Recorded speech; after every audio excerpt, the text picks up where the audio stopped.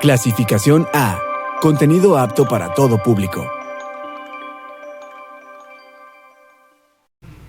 Muy buenas tardes, gracias por acompañarnos, bienvenidos a De Haber Sabido. Hoy estaremos hablando sobre la mediación y las tecnologías de la información, cómo se relaciona, de qué manera podemos aportar como sociedad desde diversos ámbitos. Hoy nos acompañan especialistas para que usted también pueda participar al 477-716-1820 y pueda hacer todas las preguntas que usted tenga en mente, aquellas dudas, aquellas incluso comentarios, ya sea a través de esta línea telefónica o bien a través de las redes sociales en @dehabersabido TV4. Comenzamos.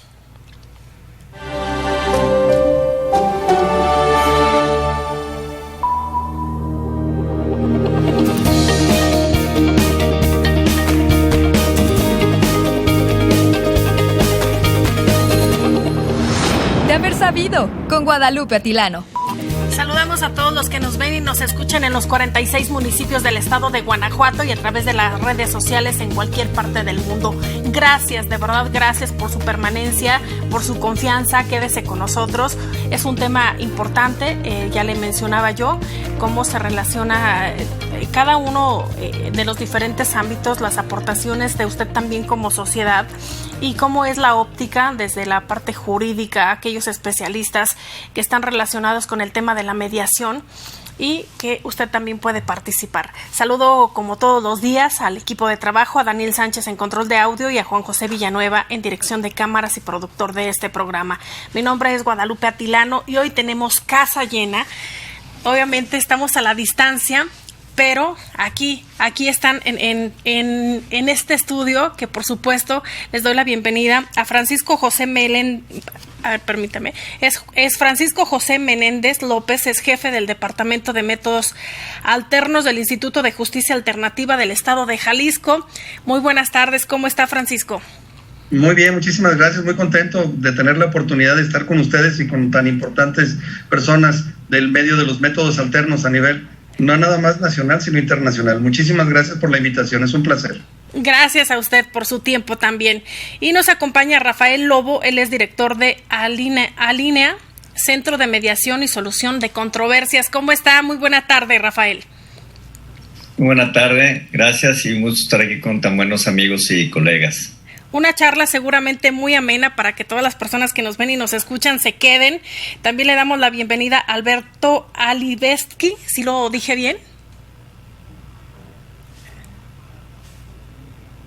¿Puede activar su micrófono, por favor? Es el error habitual. Elisabetsky. Lo que es habitual es tener muteado. Ahí está, por eso yo pregunto. Sí, es Alberto Elisabetsky. Él es fundador y director de resolución de disputas en línea de América Latina. Muchísimas gracias por estar con nosotros y gracias también por esa corrección. No, gracias a ti. Y también tenemos a alguien que ya es de casa, Rodolfo Guerrero Martínez, él es representante legal y socio fundador de Cofilao, doctor Jorge Fernández Ruiz. ¿Cómo está, Rodolfo? Buena tarde. Muy bien, muchas gracias, querida Guadalupe. Saludo a todo tu distinguido auditorio y saludo mucho a mis queridos amigos Alberto Elisabetsky de Argentina, por supuesto a Rafael Lobo y también a mi amigo Francisco de Lija, aquí en Jalisco. Gracias. Ya lo decía yo, casa llena para hablar sobre este tema que tiene que ver obviamente con la mediación. ¿Le parece si comenzamos con usted, Francisco, con su aportación?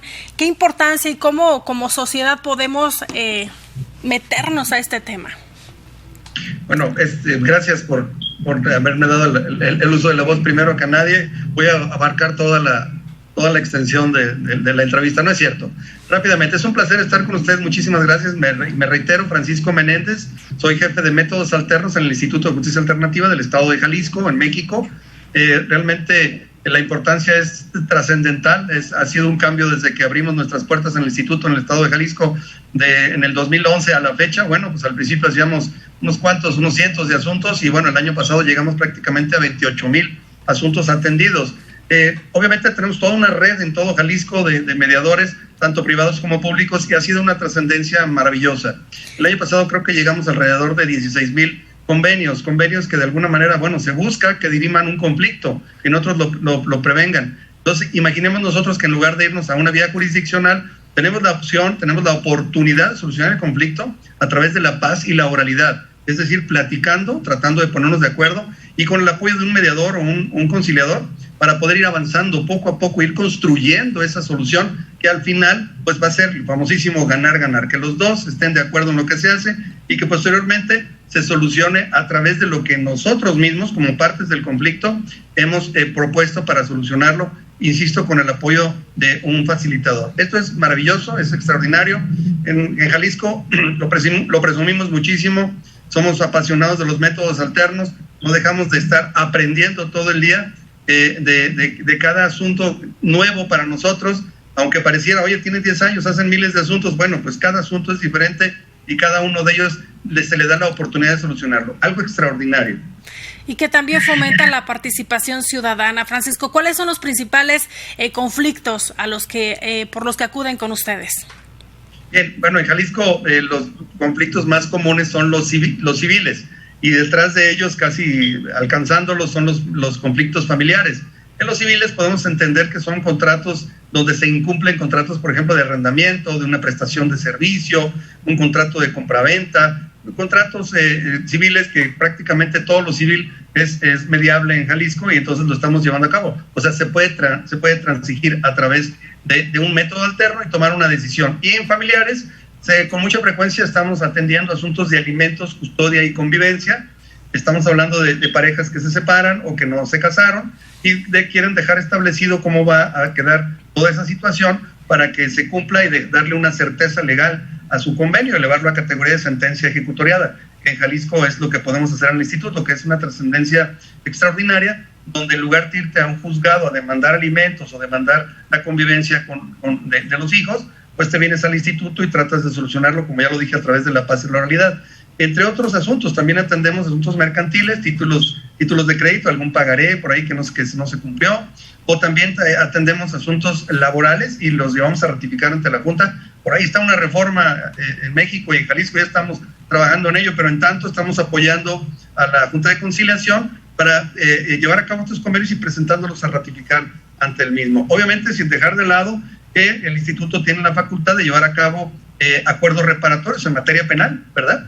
Para que esto se dirima el conflicto y entonces ya no continúe hablando de una carpeta de investigación, que se deje sin efecto la acción penal, o, bueno, en el caso de que haya una causa penal, entendamos ya que esté vinculado a proceso, bueno, que se termine totalmente esto sin dejar antecedentes en las personas y obviamente con la voluntad de las partes. Hay ciertos requisitos, serían interesantes más adelante, se podrían mencionar en México, porque es un Código Nacional de Procedimientos Penales, cuáles serían esos requisitos, pero entre otros más, me podría estar todo el día aquí platicando, entre otros más dije algunos de los que se están utilizando en Jalisco a través de los métodos alternos y han sido realmente muy exitosos. Efectivamente, ya que nos encontramos en la Perla Tapatía, dicen que el estado donde las tortas ahogadas es el platillo principal, mi querido Rodolfo, y que además están muy buenas y ahorita yo creo que las personas que nos ven y nos escuchan al hablar de comida ya se les antojó. Adelante con tu aportación, Rodolfo. No, bueno, sin duda alguna la comida puede ser algo que haga un estado de comodidad mucho más tranquilo para poder hablar, ¿no? Y que justamente es la manera que debe de entender la ciudadanía la mediación. La mediación pues es ese diálogo, es básicamente ese procedimiento por el que dos o más personas involucradas en una controversia, a quienes se les denomina como mediados, pues buscan y construyen una solución satisfactoria a la misma con una asistencia de un tercero imparcial llamado mediador. A veces se nos olvida todo esto, pero es importante ya que estamos hablando de la introducción a este importante tema. Y ya después de ello, pues podemos obviamente dimensionar aquellos principios que van a colación de la mediación. Recordemos en ese sentido que el principio reconocido y protegido en el artículo 17 de nuestra Carta Magna, pues establece que las leyes, que básicamente las leyes preverán los mecanismos alternos de solución de controversias. Y en la materia penal, como ya anticipaba mi amigo Francisco, pues regularán pues su aplicación y además asegurarán la reparación del daño causado y establecerán los casos en los que se requiera una supervisión judicial. Todo eso recae en el razonamiento que debe tener la sociedad bajo cada acontecimiento que sucede. A veces pensamos que hay ciertas cosas que no están establecidas como tal, pero ya nos damos cuenta a través de la lectura simplemente de nuestra Carta Magna, que muchas veces no nos damos la gran oportunidad de estudiarla y de leerla, este tipo de escenarios. Y además, brevemente, aclarar que aquellos principios que se ven en la mediación son clave también para ver la valía de estos métodos alternos. Estamos hablando de principios como la voluntariedad, la flexibilidad, la confidencialidad y, por supuesto, la buena fe. Todo eso es importante porque más adelante, cuando hagamos esa sinergia con el tema que hoy por hoy nos encontramos por los acontecimientos que aún siguen vigentes de la pandemia, pues cómo hace esa conexión la mediación y las tecnologías. Que, por cierto, más adelante estoy seguro que mi querido Alberto Elizavezky estará también haciendo alusión a un importantísimo evento que se va a dar el próximo mes de abril de este año y que estoy seguro que muchas personas van a estar muy interesadas en participar. Nos quedamos con esta pregunta para usted, Alberto Elizavezky, en cuanto a lo que yo mencionaba. Luego de repente ponemos muchos pretextos. Es que tengo algo tan simple, ¿no? Tengo mi vecino, algo no me late, no sé, porque su perro viene y aquí está todos los días en mi patio. Algo que a lo mejor pudiera ser tan simple termina en peleas mucho mayor. Y eso me refiero a un ejemplo nada más. Como ese, hay miles de asuntos que obviamente van subiendo de tono, de grado, y que termina en peleas bastante fuertes. ¿Cuál sería su aportación y su óptica desde América Latina? Bueno, muchas gracias, Guadalupe. La verdad que la pregunta o las preguntas tienen distintos caminos para ser respondidos. Pero básicamente lo que, por ejemplo, usualmente acontece con vecinos, en los que llamemos esos conflictos que parecen sencillos o de poca monta, poco interés, pero puede pasar que alguien termina apuñaleando a alguien porque el perro le invadió el jardín o porque la pileta o la piscina desbordó. Porque en realidad los conflictos no tienen que ver con el episodio que está pasando en ese momento específicamente, sino tiene que ver con la historia de que cada uno de nosotros tenemos frente a ese conflicto específico. Yo siempre cuento un episodio personal. Cuando yo tenía 1 año, y se verá por imagen en la cámara, hace muchos años, a mi madre se le volcó una pava de agua hirviendo sobre mi rostro, y yo me quemé todo, estuve grave.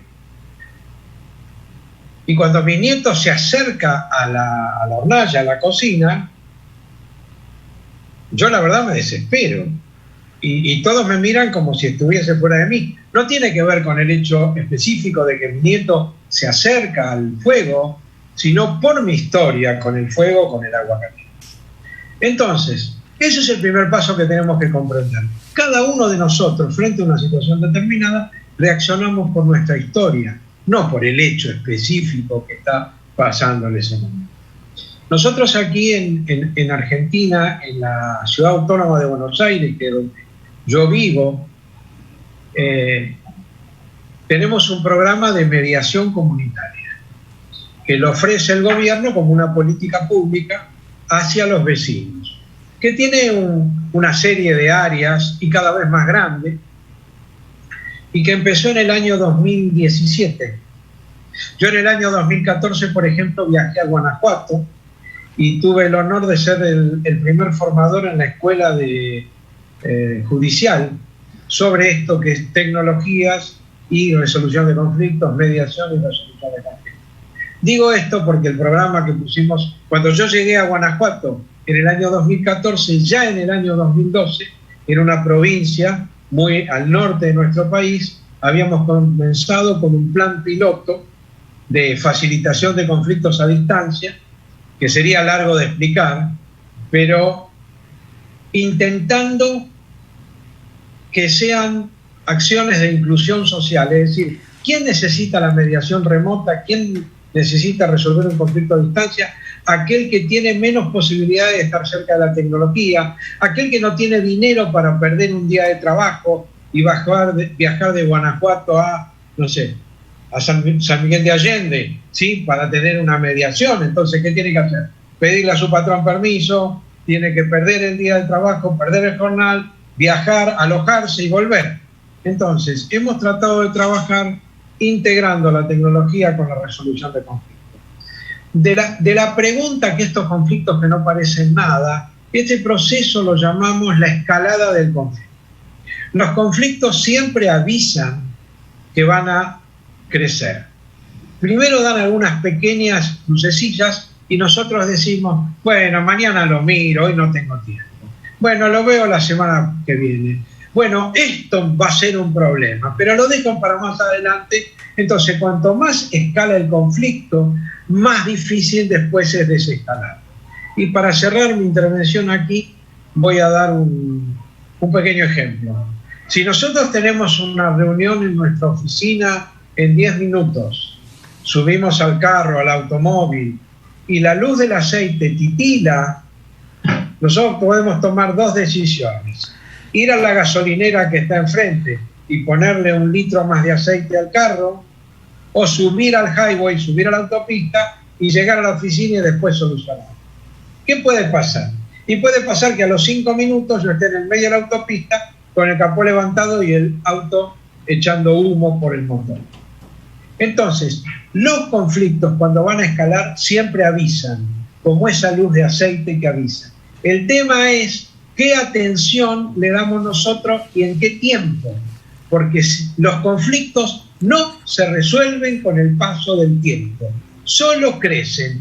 ¿Cuánto? Mucho.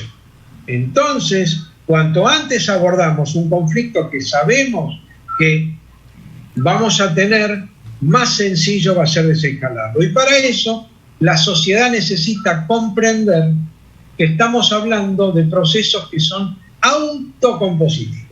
¿Auto de qué? De que nosotros y nuestro oponente, la persona con la que negociamos, somos los que podemos llegar a un acuerdo.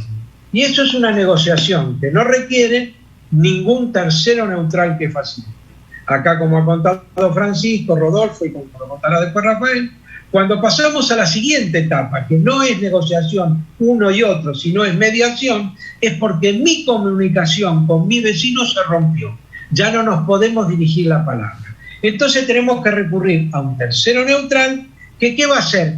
Va a facilitar nuestra comunicación sin que nosotros perdamos la potestad del acuerdo. De la mediación siempre me puedo levantar. Como dijo Rodolfo, es voluntaria. Yo no estoy obligado con un revólver a quedarme ahí.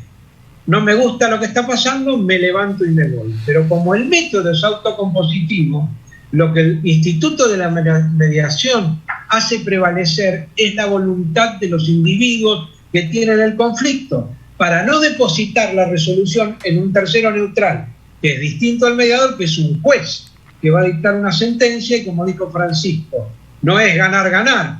Cuando un juez dicte la sentencia, es ganar-perder, porque alguien va a perder. Así que, no sé, Guadalupe, si más o menos puse el tema en contexto, pude responder tu pregunta. Claro que sí, y también me sorprende. Mejor que digas que sí. Porque si no vamos a entrar en una controversia. Y también me sorprende que conoce muy bien Guanajuato, bien lo mencionó San Miguel de Allende, y ojalá que todos los que estamos ahorita presentes algún día tengamos la oportunidad de hacer un programa, pero aquí en vivo, que aprovechen para venir y conocer también el estado de Guanajuato. Estuve justo cuando eran los 400 años de Shakespeare, que se hizo un festejo muy, muy grande, y en ese momento fue cuando estuve dictando mis cursos a los mediadores de la Escuela del Poder Judicial. Sí, y ya hay más cosas que hay que visitar, hay muchísimas cosas que también se han mejorado aquí en el estado de Guanajuato, así que ojalá que muy pronto podamos tener esa charla de forma presencial, así que ya está ese compromiso, ojalá que ustedes puedan. Ahora le damos por favor la palabra a Rafael Lobo, director de Alinea, Centro de Mediación y Solución de Controversias. Una vez que ya está la controversia, ¿cómo solucionamos? Es decir, ¿cómo siempre de una parte es no quiero ceder, la otra tienes que ceder, Y al final, hasta lo vemos cuando hay un divorcio, cuando hay una situación de ese tipo, que dice, si no se ponen de acuerdo, va a decidir el juez y tal vez no sea lo que te conviene o lo mejor, sino que realmente una sentencia no puede ser la más favorable para un lado o para el otro, sino para los que están en medio y son los hijos. Ese es un ejemplo de muchos. Aquí mi pregunta sería eso, cuando ya hay una controversia, ¿cómo se soluciona? ¿Cuáles estas recomendaciones para las dos partes? Bueno, pues gracias por la invitación y un saludo a los buenos amigos también del estado de Jalisco, aquí representados por Francisco, a quienes conocemos pues ya de estos 10 años que tienen trabajando en la implementación de estos mecanismos, y por supuesto a nuestros buenos amigos del estado de Guanajuato, con quien también nos une una historia de trabajo y conocimiento desde la apertura. Me tocó estar en la inauguración del Centro de Justicia Alternativa y preparar los primeros cursos entre los años del 2001 al 2006. Pues también tengo la fortuna de conocer bastante bien el estado de Guanajuato y a sus actores en estos temas.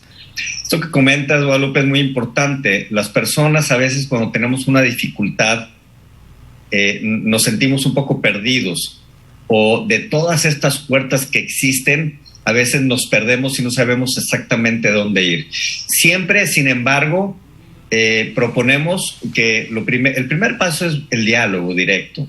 Algunas personas que llegan conmigo a veces con una situación de conflicto, les pregunto, oye, ¿y ya hablaste con esta persona de esta situación o algo? Cuando trabajamos con empresas en asuntos de recursos humanos o en materia, como bien señalaste, de asuntos familiares, lo que nos estaba comentando Alberto de los asuntos entre vecinos, es que a veces lo que nos ha faltado es diálogo.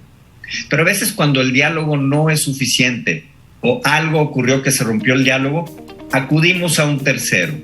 Y aquí tenemos ejemplos de distintas formas o figuras de un tercero. El tercero con poder, con autoridad, que es, por ejemplo, la figura de un juez, y ya se explicó aquí muy bien y cuáles son las consecuencias, o un tercero que no es una autoridad en el sentido estricto de la palabra, pero que es más alguien que facilita un proceso precisamente de esto. Bueno, creo que ya quedó claro esta diferencia entre acudir a una figura de autoridad del Estado, como puede ser un juez, un juicio, y todo lo que esto implica, ya lo han mencionado aquí, en tiempos, en costos y en los resultados, donde siempre va a haber un perdedor, a buscar cómo los dos podemos ganar a través de estos métodos colaborativos de forma pacífica. Hoy en tiempos tan difíciles, incluso tiempos de guerra, estamos con la noticia de lo que está ocurriendo en Ucrania, pues cómo es que debe de haber un tercero neutral, imparcial, que participe y facilite las cosas. Al final de cuentas, todas las guerras terminan en una mesa, y la propuesta es brincarnos los cañonazos, la carnicería, e irnos directo a la mesa. Y aquí yo quisiera que nos empezáramos a mover al otro componente de esta plática del día de hoy, que tiene que ver no solo con el uso de estos métodos alternos, pero y del uso de las tecnologías, y aprovechar la presencia de Alberto, que es una de las máximas autoridades, no solo en América Latina, sin duda alguna, pero a nivel internacional, en el uso de estas posibilidades y de las prácticas de estas, es decir, de lo que ya se ha estado platicando que están haciendo en los estados, en los tribunales, en los últimos 15 o 20 años, por ejemplo, aquí en México y en otros países, a lo que hoy tenemos ahora de las prácticas presenciales a las prácticas virtuales, o al utilizar estas tecnologías. Y creo que aquí hay varias lecciones aprendidas de las prácticas, de lo que se ha hecho, de lo que ha faltado de hacer, y que yo creo que momentos como el de la pandemia, el COVID, de alguna suerte dejaron en evidencia que no estábamos preparados. Y sin hacer una crítica en particular de un estado o de algún tribunal, en términos generales, al menos en México, también posiblemente en otros países, prácticamente entramos en una suerte como de paro técnico, es decir, se cerraron las puertas de la justicia, se pararon los procesos, y como dijo Alberto, los conflictos no se resuelven solos, ni se van a cuarentena. Entonces, vivimos un momento complicado en estos 2 años en México, y creo yo que dejó en evidencia que nos faltó prepararnos. Estos no son temas nuevos. El tema de la tecnología no nació con el COVID. Y cuando nos acercábamos, y Alberto no me va a dejar mentir, encontrábamos como una serie de barreras o de negación a no, eso no está bien, o no, eso no es posible, porque parecía que entonces se cedía o se perdía un poquito el control o el poder también de estos órganos jurisdiccionales, y poco a poco empezaron a abrir la puerta. Por ejemplo, crearon una red entre los tribunales donde empezaban a firmar convenios entre ellos para que tú pudieras acudir a un tribunal y no tener que trasladarte a otro estado de la República o otra sede. Y eso estaba bien, pero se les olvidó que ya vivimos en la época de la movilidad. O sea, en este país hay más de 80 millones de mexicanos que tienen una cosa de estas y no tienen que trasladarse. Esta red se cayó el día que llegó el COVID, porque ya no me puedo trasladar a tus instalaciones. Entonces, ¿por qué me tienes que obligar a que yo me tengo que trasladar a usar tu computadora en tu oficina con tu internet cuando tengo esto? Entonces, yo creo que en esa parte nos quedamos, y lo que me ha sorprendido es que a más de 2 años de distancia no están las propuestas en materia legislativa para ser posible, porque ahorita tenemos todas las excusas de que es que la ley no lo permite, es que la firma electrónica, es que como todas las cuestiones de no haber hecho la tarea. Entonces, para mí es importante hoy que también hagamos un llamado a las autoridades del Estado, al legislativo, para que adecue y dé las herramientas para que el ciudadano pueda hacer esto desde donde se encuentre. Y se van a asombrar que, como dijo Alberto, esta va a ser una manera para llegar más rápido, más lejos, a más personas y generando eficiencias y economías para todos. Porque lo dijo ahorita Alberto, ¿cómo me voy a estar trasladando de San Miguel de Allende a Guanajuato capital o a León o bueno, alguna de estas ciudades? O hay una persona de otro estado que tiene una situación en Guanajuato y que no me tengo que trasladar a la computadora o al internet de alguien cuando tengo esta posibilidad. Entonces, creo yo que tenemos ahí tarea pendiente importante, y sería interesante también escuchar a Alberto, que tiene una visión internacional, no solo América Latina, pero lo que está pasando en el mundo. Y para eso, él es el organizador del evento más importante del año, que es la Expo Tech. Yo aquí acabaría mi comentario, haría este llamado para que todos trabajemos juntos para hacer más accesibles estas posibilidades, y que bueno, sé que están trabajando unos, por eso decía, unos estados más, otros menos, pero creo yo que en términos generales hemos dejado un poquito a deber, y ahí hay que trabajar fuertemente y a lo mejor escuchar un poquito la visión, la experiencia internacional de lo que pasa en el mundo con Alberto, y seguramente la invitación que nos hace a este evento tan importante que está a la vuelta de la esquina. Gracias, Guadalupe. Alberto, el público lo aclama, ya lo escuchó usted. Queremos escuchar esta visión. No me quiero olvidar, ya que está Francisco aquí, que he tenido el placer este año de ser nombrado miembro del claustro académico del IJA. Así que ha sido un honor muy grande, y no quería dejar de pasarlo. Bueno, Rafael exagera siempre cuando habla de mí, y me produce mucho placer. Yo quisiera reflexionar lo siguiente. Esto se llama la uberización de la resolución de conflictos. La uberización de la resolución de conflictos. En un plano, cuando él muestra el celular. La uberización de la resolución de conflictos significa que de la misma manera que convoco a un Uber para que me venga a recoger, si tengo un conflicto, debería poder conectarme con un mediador o con un cibermediador. Con Rafael hemos trabajado bastante en la evangelización de la tecnología y la resolución de conflictos en México. Creo que el año pasado hicimos 6 cohortes, ¿no? Sí, en algunos casos fue un poco más que evangelización, fue casi como exorcización en algunos casos. Sí, pero sí, trabajamos mucho bajo una figura de Alinea, ODR Latinoamérica y ODR México. Y este evento, al que él hace referencia, donde también tenemos el apoyo de Rodolfo, y esperemos que del IJA también, Tenemos una situación, hay una película que se llamaba, de la Segunda Guerra Mundial, Un puente demasiado lejos. ¿Qué implicaba ese episodio de la Segunda Guerra Mundial de Un puente demasiado lejos? Un grupo de los aliados de paracaidistas toman un puente nazi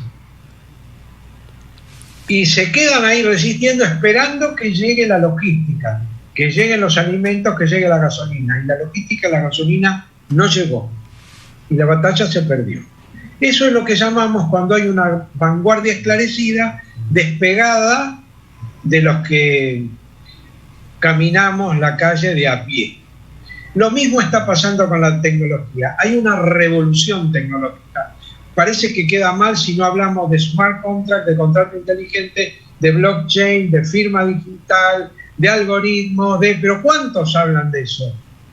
Un grupo de esclarecidos en países centrales o desarrollados que tienen toda la razón, porque todo lo que dicen es cierto y todo lo que ellos están estudiando lo vamos a tener que aplicar. ¿Dentro de cuánto? Y dentro de 3, 4, 5 años.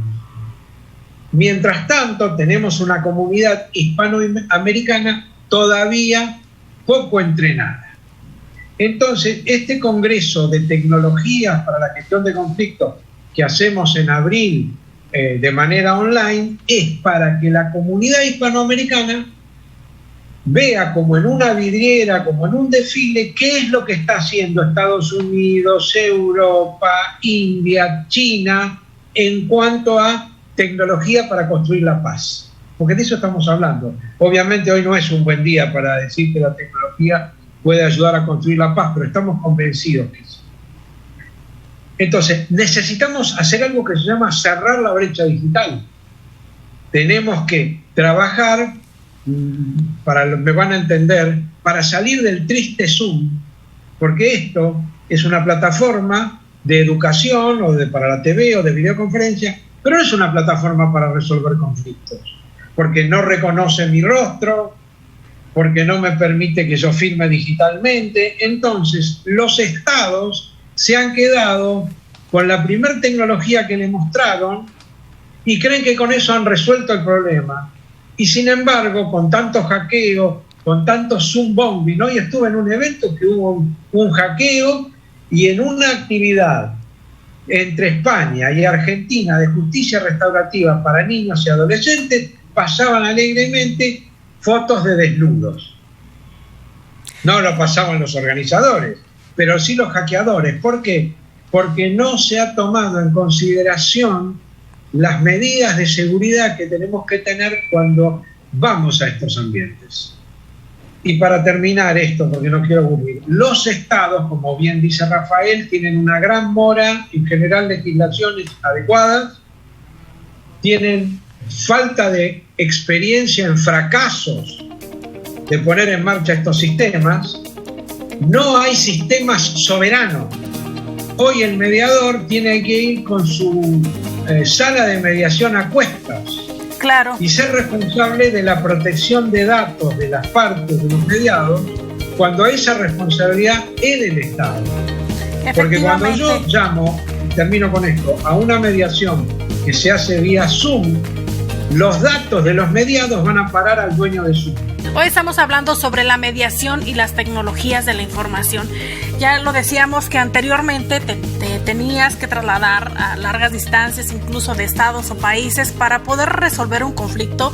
Ahora la tecnología nos ayuda, sin embargo también se ha dejado ver la brecha digital y las áreas de oportunidad que se tienen y que son muy amplias. Todavía lo vemos tomando en cuenta lo que decía usted, lo que decía usted, Rafael, en torno a la pandemia. ¿Qué dejó al descubierto? Muchísimas cosas, entre ellos, pues ¿cómo se diría la palabra? Pues la brecha digital.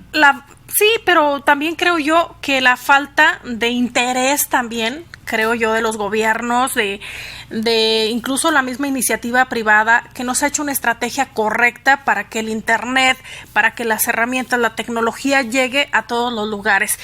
A estas alturas todavía hay zonas que no cuentan con Internet, que no tienen acceso, por ejemplo, un niño a una computadora, y estamos hablando de la educación.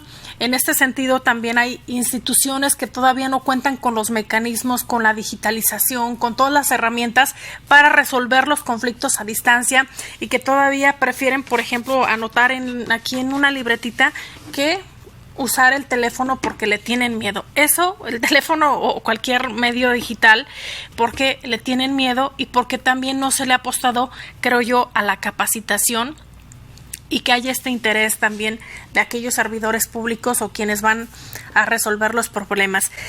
Paso con usted, por favor, Francisco, en el sentido de lo que sí se está haciendo ya en el estado de Jalisco para resolver este tipo de controversias, y también que nos dé su aportación en cuanto a la visión y las áreas de oportunidad que usted considera todavía se tienen que atender. Muchísimas gracias por la pregunta, y ya me ansiaba empezar a platicar lo que estamos haciendo en Jalisco. Cuando se viene la pandemia en Jalisco, obviamente nos ordenaron cerrar nuestras puertas 15 días. En ese instante contábamos con muy pocas herramientas, como lo dice Alberto, y de verdad estoy muy contento de escuchar ese proyecto que se tiene, ese evento tan importante donde creo yo que se puede enriquecer lo que contamos y necesitamos, ¿no? Esas necesidades. Se cierra el instituto, pero bueno, abrimos un WhatsApp.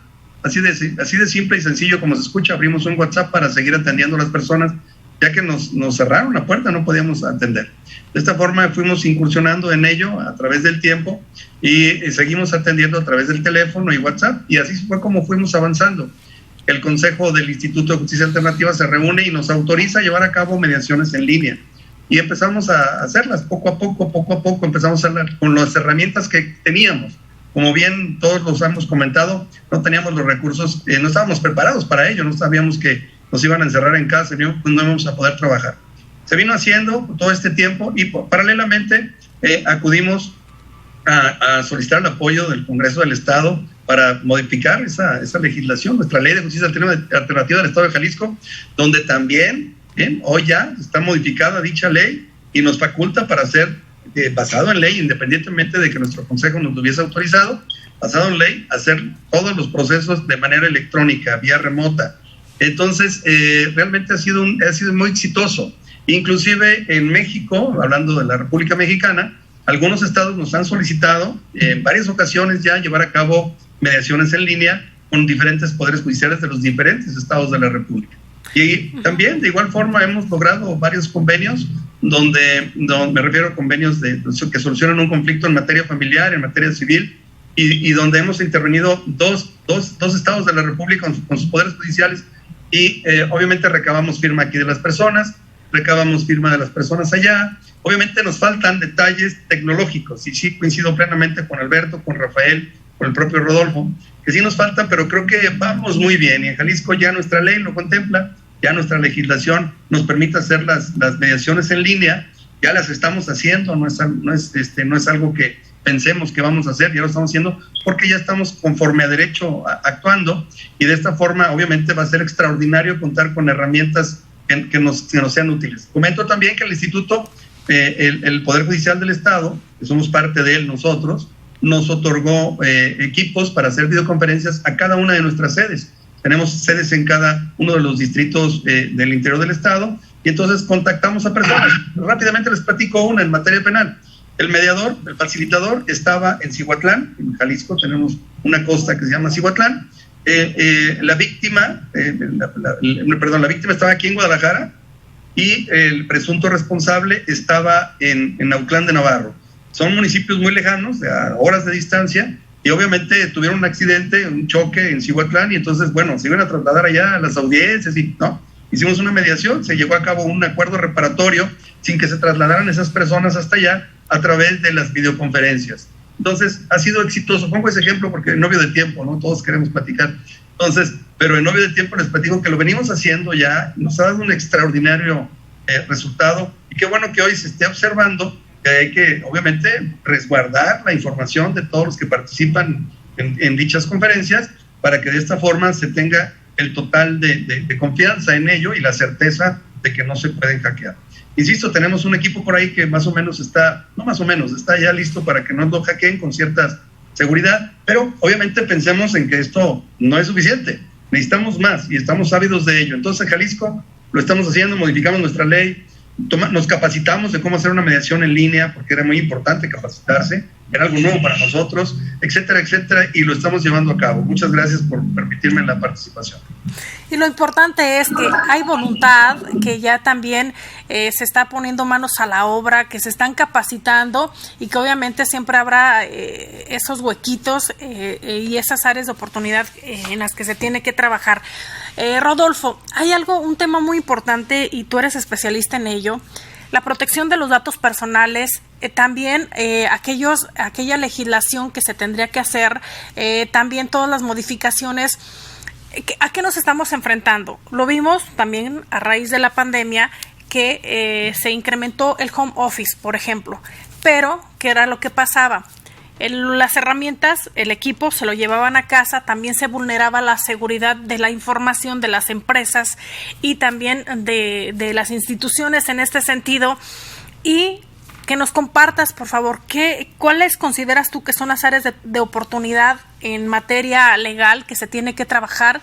Porque la tecnología ya nos alcanzó y tenemos que subirnos a esa ola para resolver conflictos, para solucionar muchísimas cosas, pero también para implementarlo en el tema laboral, salud, en todo.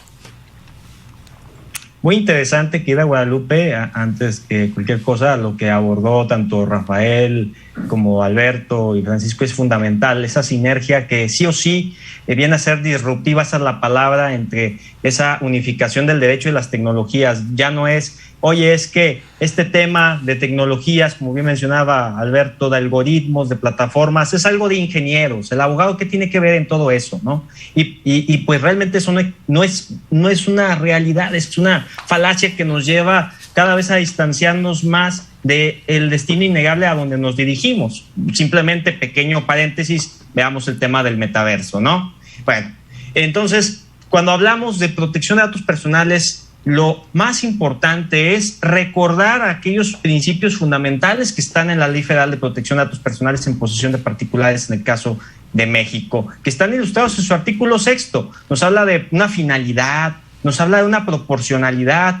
Muchas veces eso se le olvida al sector público, al servidor público. ¿Por qué? Bueno, porque apenas va adecuándose con los temas. Es normal, pero lo que no es normal son todas aquellas problemáticas que va a sufrir el ciudadano de a pie, que somos todos nosotros en esa curva de aprendizaje, por una parte. Y por otra parte, cuando hablamos de estos modelos de trabajo, ¿no? No es lo mismo hablar de teletrabajo que hablar de home office, y quiero hacer esa diferenciación que es bastante importante. Tenemos también que enfocarnos en la iniciativa privada. Y no solamente es hablar de aquellos insumos que es importante darle al trabajador, ahora denominado teletrabajador, ¿no? Porque cumple con más de un 40% de productividad desde su zona habitacional particular, sino en el hecho de cómo estás instruyendo a que esa persona no ponga en peligro a todas las personas que solicitan un servicio tuyo en esa empresa y además a todos los que integran esa corporación. Por eso, cuando se habla de leyes que tiene nuestro país de protección de datos personales, tenemos que recalcar aquellas asimetrías que hacen imposible que México pueda ser parte de aquel convenio del Consejo de Europa de protección de datos personales Plus. En materia de protección de datos vamos hacia un territorio bastante importante, pero tenemos que recordar aquellos principios totales que nos van a recordar la seguridad de la información. Es la confidencialidad, es el no repudio y obviamente la correcta integración y anonimización de las cosas. Si no recordamos eso, bueno, como decía en el caso de Alberto, en el caso de Rafael, ¿qué destino le depara a la persona que está cayendo bajo, vamos a decir, el territorio bastante interesante de una mediación a distancia si de repente esa información va a manos de un tercero y tú ni en cuenta tenías que iba a pasar eso, ¿no? La conciencia que hoy por hoy no se tiene cuando esto se utiliza no como una herramienta, sino como un arma por la desinformación que existe y por la nula o poca cultura que existe sobre el tema. Entonces, las recomendaciones aquí a seguir son muy claras. Hablamos de un cumplimiento de un famoso compliance digital en las empresas y hablamos, por otra parte, en que se instruya correctamente el servidor público en no atentar los derechos humanos de la ciudadanía, que hoy por hoy estamos hablando de acceso a la información, estamos hablando de privacidad, estamos hablando de intimidad y, por supuesto, estamos hablando de protección de datos personales. El ciudadano a pie, ¿qué es lo que debe de hacer? Debe de acercarse a la ley. Si no se acerca a la ley, también en esa innovación de las cosas va a atentar los derechos de otra persona que está a su lado y que confió en él, confió en que esa plataforma no iba a desviar esa información personal a alguien más. Simplemente un pequeño esfuerzo de todos estos escenarios que se están viviendo. Mediación y tecnologías de la información es el tema de hoy. Si usted nos acaba de sintonizar, quédese que ya vienen las conclusiones en este programa de Haber Sabido. Rodolfo, únicamente para abordar contigo, tú lo decías, es diferente home office que teletrabajo. Si nos pudieras hacer como un poquito la diferencia. Y otra cosa, dentro de estas, creo yo que son ventajas y desventajas. Una, porque tal vez no te trasladas al área laboral. Sin embargo, también pues creo que hay esa intimidad que es de tu casa, tu espacio, también se ve vulnerada, y creo que también ahí valdría la pena dar una aportación en cuanto a los derechos que también tiene el ciudadano. Sí, por supuesto. La diferencia fundamental es que el home office viene a asociarse más bien en cuestiones extraordinarias del trabajador ante un riesgo, un accidente, y el teletrabajo es básicamente que su desempeño está configurado en más del 40% bajo el uso de una computadora y por tanto puede estar desde su casa y por tanto el patrón tiene la obligación hacia con él de cumplir con esos insumos a nivel de electricidad, de capacitación, de los gastos extraordinarios que vaya a hacer en el uso del Internet. Lo segundo, cuando hablamos de la protección de datos personales, lo más importante es que un encargado de una plataforma siempre sepa estos principios de protección que están en la ley y, por supuesto, cuando hablamos de la cultura que debe de establecerse a favor de la ciudadanía, no se debe de obviar el artículo 6 y el 16, porque esto va a recaer fundamentalmente en los escenarios que hoy por hoy se están viendo vulnerados los ciudadanos, todos, en el aspecto de no solamente la privacidad, sino la intimidad. ¿Qué me refiero con esto? Cada vez que nosotros hacemos uso de tecnologías del famoso Internet de las cosas o de la analítica que lleva del Big Data, podemos poner en colación el ejemplo de Alexa, por ejemplo. Las personas todo el día están alimentando eso sin saber a dónde se va esa información. Las personas podrían pensar, oye, pues se queda entre nosotros dos, ¿no? Mi amigo, en lugar de mi amigo peludo, que podría ser un perrito o un gatito, mi amigo tecnológico, ¿no? Se va a quedar con esa información, pero no es cierto. Va hacia la compañía. Y ese es un atentado fundamental a la intimidad y obviamente es un llamado de atención a nuestro país y a todos aquellos que están viviendo bajo esa mutación y progresividad tecnológica a que las empresas se les obligue una auditoría. A ver, una rendición de cuentas. ¿Qué estás haciendo con lo que estás dándole de insumos a la ciudadanía? ¿En verdad estás cumpliendo con todo esto? ¿Y el ciudadano qué puede hacer? Debe de ser consciente de todo esto y hacer lo más básico que a veces no hacemos, que es la configuración de los dispositivos inteligentes. Si nos vamos a esa que es una básica de la experiencia, yo garantizo que vamos a ser menos propensos a ser víctimas de algún robo de información o peor aún, de una usurpación de la identidad. El tema está muy bueno, ya casi nos vamos. Por favor, si podemos pasar a las conclusiones. Comenzamos con usted, por favor. Rafael Lobo, le escuchamos. ¿Con qué cerramos? Rápidamente, creo que ya superamos una barrera, de la barrera donde nos decían, no, eso no se puede. Es que ya no les queda de otra. Y el empujón último se los dio el COVID. Entonces, ahora lo que necesitamos es lo que nos está diciendo aquí Rodolfo y Alberto. No basta con usar Zoom o WhatsApp, porque sabemos que eso entonces está en manos de alguien más. Y al menos desde una actividad del Estado, sí debe ser responsabilidad salvaguardar y garantizar el acceso a esa información y el almacenamiento de estos datos. Por eso es importante el ajuste y ir hasta el final, no conformarnos con dar el servicio, porque quieren que hagamos la mediación en línea, pero luego tienes que venir a mí a firmar. Entonces se rompe otra vez. O sea, hay que hacerlo de principio a fin, sin tener que ni siquiera imprimir un documento. Y como dijo Alberto, ya existen las tecnologías, falta reconocerlas para poderlas utilizar, porque si no es como que damos un paso para adelante y luego damos otro paso para atrás. Demos y nos aventemos hacia adelante sin miedo, con la seguridad jurídica de los cambios que tienen que hacer nuestro legislativo a nivel federal, porque hay que armonizar, si no otra vez vamos a empezar a inventar procesos en cada estado de la República de manera diferente, cuando la tecnología es universal y las reglas deben de ser universales. Gracias. Y vamos con usted, Francisco, por favor. Muy bien, muchas gracias. Voy a tratar de ser muy breve. Yo sí quisiera mencionar lo extraordinario que son los métodos alternos, y como ejemplo voy a decir que en Jalisco el 100% de los convenios únicamente requieren ejecutarse, o sea, es decir, se incumplen un 2%. De 100, 2 se incumplen. Eso es algo, me parece extraordinario comparado con una vía jurisdiccional. 2, cierto, la tecnología hoy nos está llevando a tratar de hacer los métodos alternos, lo estamos haciendo de manera extraordinaria. Tenemos el compromiso y lo seguiremos haciendo. Estamos firmando la firma electrónica. Gracias, Rafael, por tus comentarios. Gracias, Alberto. Gracias, Rodolfo.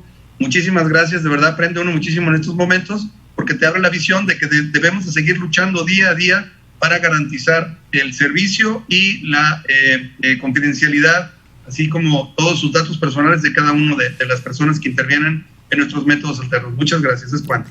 Gracias a usted. Y vamos con usted, Alberto. Por favor, recuérdenos su evento, cómo podemos acceder, a quién va dirigido y de qué manera, por favor. Bueno, el evento se llama ODR Expotech, de que tengo el placer de contar aquí con Rafael Lobo, que en representación de México es miembro del comité organizador, y de Rodolfo, que va a ser un disertante destacado. Ya me queda invitarlo a Francisco ahora, que no lo conocía, y ya lo podemos invitar a disertar. La experiencia de Jalisco debe ser muy importante.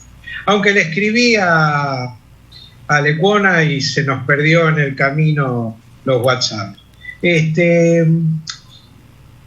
Yo lo que quiero decir es que este va a ser un evento de aprendizaje.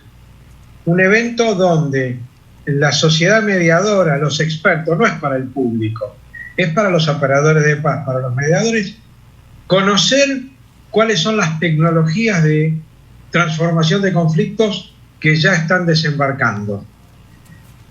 Porque ahora la mediación no es solo la mediación, es como que tuviésemos una torta que se corta en varios pedazos o porciones. Por ejemplo, hay plataformas que ahora analizan solamente la parte financiera en un divorcio.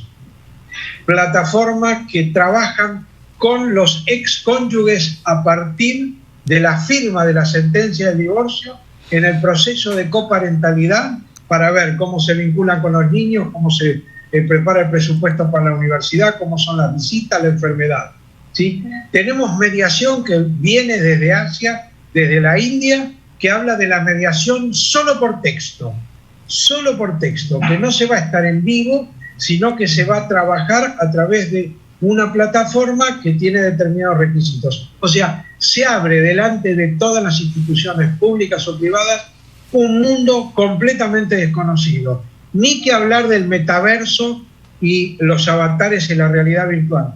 Mucho más cercano es esto. El evento lo pueden encontrar en la página www.odrexpo.tech, ¿sí? Y va a ser del 26 al 28 de abril, 100% online. Perfecto, muchas gracias. Tenemos un minuto para irnos, Rodolfo. Adelante, por favor. No, pues agradecer principalmente la confianza siempre de haber sabido, por supuesto un gusto enorme compartir mesa de diálogo, aunque sea virtual, ya luego será presencial, con mi querido Alberto Elizavezky de ODR Latinoamérica, a Rafael Lobo, que ya ahí luego nos encontraremos, querido Rafael, y por supuesto a Francisco, que pues siempre tenemos el gusto de coincidir. Ahorita por la pandemia ha sido más difícil, pero muy pronto el cafecito se hará presente. Gracias a todos. Y yo agradecerles a todos y cada uno de ustedes sus aportaciones, su tiempo y esta información tan importante y relevante para nuestra audiencia, la audiencia de Haber Sabido, quienes creo yo que todavía tenemos que seguir abordando la temática. Una hora, no, si se fijan, no nos aguantó.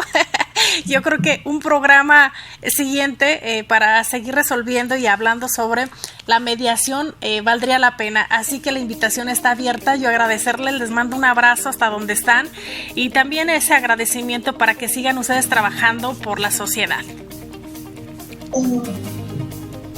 Nos vemos. Gracias. Cuídense mucho. Muchas gracias. Gracias a usted que nos ve y nos escucha todos los días. De verdad, sígase cuidando porque la pandemia sigue vigente. No queremos que usted sea parte de la estadística. Así que con los cuidados necesarios para seguir haciéndole frente a este problema de salud pública. Buena tarde.